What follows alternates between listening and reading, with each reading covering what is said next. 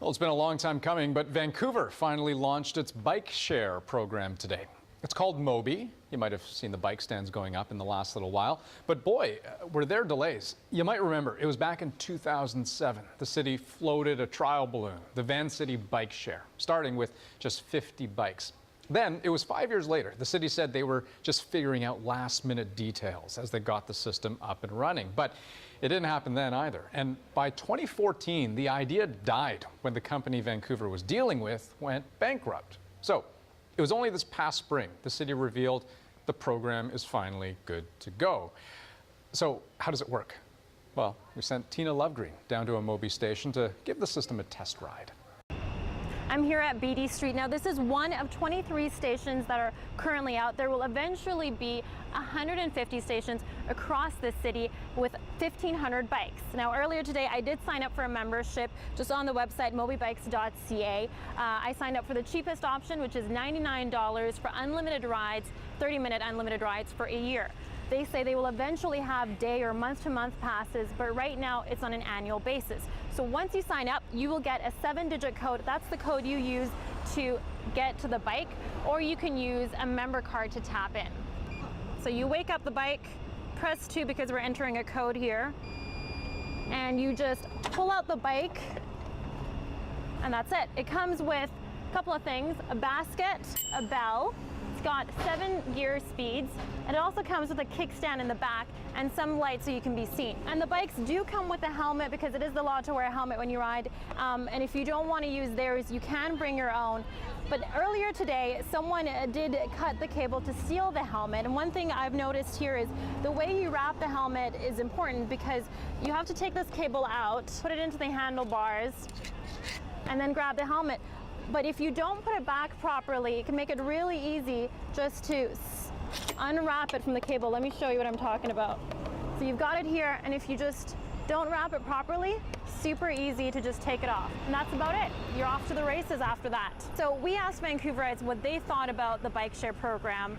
It's just something I'm going to look up later just to see how much it is. If it's, you know, a good price or something and I need to get to a meeting, then it's great. They are sturdy, not super fast, but they're sturdy. $100 for the cheapest package? For a year. I probably wouldn't use it because I do have my own bike, but I think if they do like $1 per hour or something, that would be more accessible to people.